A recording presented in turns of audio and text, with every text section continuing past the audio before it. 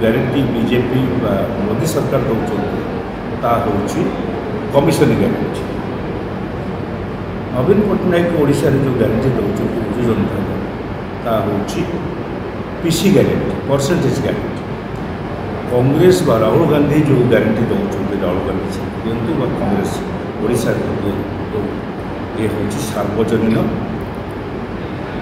Guarantee, ଯେଉଁଥିରେ ପିସି ନେବାର ନାହିଁ, ବ୍ୟବସ୍ଥା ନାହିଁ ବା ସୁଯୋଗ ବି ସୃଷ୍ଟି ହେବ ନାହିଁ ବା ବାଛବିଚାର କରିବାର ସୁଯୋଗ ନାହିଁ।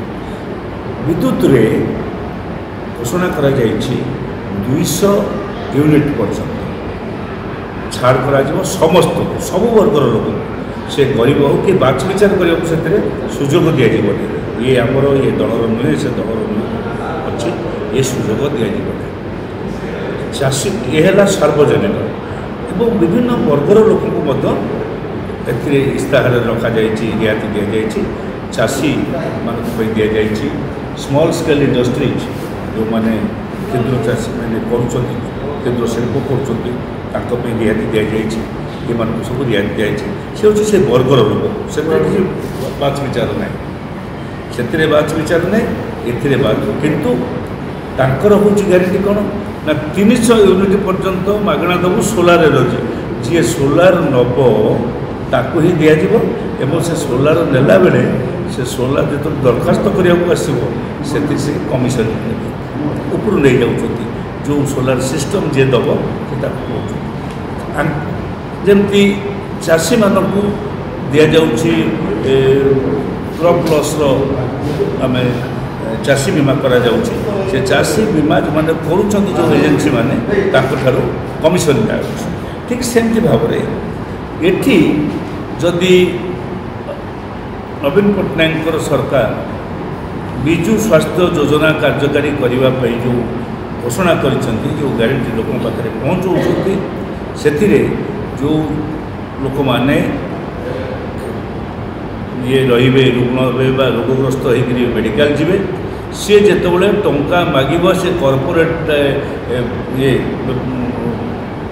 ମେଡ଼ିକାଲ ବ୍ୟବସ୍ଥା, ସ୍ୱାସ୍ଥ୍ୟ ବ୍ୟବସ୍ଥା, ସେତେବେଳେ ତାଙ୍କଠାରୁ କମିଶନ ନେଲା ପରେ ତାଙ୍କ ଟଙ୍କା ରିଲିଜ୍ କରାଯାଉଛି। ଯେଉଁଥିପାଇଁ ଅନେକ ସମୟରେ ରୋଗୀ ହନ୍ତସନ୍ତ ହେଉଛି, ତା'ର ଡେରି ହେଉଛି ପହଞ୍ଚିବା, ହନ୍ତସନ୍ତ ହେଉଛି।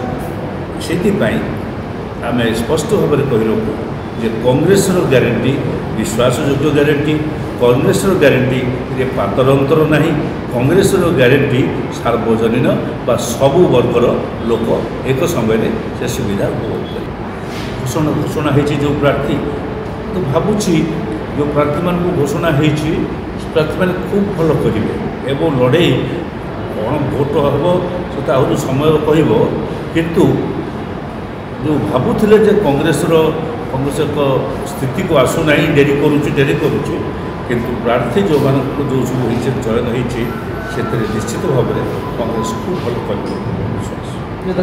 ଯେମିତି ଆଉ ଗୋଟେ ବିଜେପି ବିଜେଡ଼ି କହୁଛନ୍ତି ଯେ କଂଗ୍ରେସ ଶୋ ନେଇଯିବ। ଆଉ ଗୋଟେ କଥା ସାର୍, ଦୁଇଟା କ୍ୱେଶ୍ଚିନ୍ କର ସାର୍। କଂଗ୍ରେସ ଦଳରୁ ଯେଉଁମାନେ ଛାଡ଼ିକି ଯାଉଛନ୍ତି ସେମାନେ କହୁଛନ୍ତି କଂଗ୍ରେସ ଚିହ୍ନରେ ବିଧାନସଭା ଯିବା ଅସମ୍ଭବ। ସେ ତାଙ୍କ ମନ ଭିତର ନିଜ ଦୁର୍ବଳତାଟାକୁ ସେ ଦେଖାଉଛନ୍ତି। ନିଜେ ଯେତେବେଳେ ଜଣେ ଦୁର୍ବଳ ହୋଇ ପଡ଼ିବ ସେ ସେତେବେଳେ ସେଇ କଥାଟା କହିବେ ମୋର ବିଚାରରେ। କାରଣ ମୁଁ ଯଦି ବିଚାର କରିବି ଯେ ମୁଁ ସବଳ ଅଛି, ମୁଁ କଂଗ୍ରେସରେ ଏଇ କାର୍ଯ୍ୟକ୍ରମକୁ ଭାରତବର୍ଷରେ ନେବି, ସେତେବେଳେ ମୋତେ ସବୁ ଦେଖାଯିବ ସବଳ, ମାନେ କିଛି ଦୁର୍ବଳ ଦେଖାଯିବନି।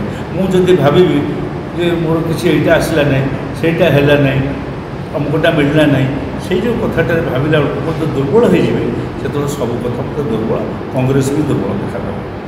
ସେଥିପାଇଁ ଯେଉଁମାନେ କହୁଛନ୍ତି ସେ ଭୋଟରେ ତାହାର ପରିଚୟ ମିଳିବ।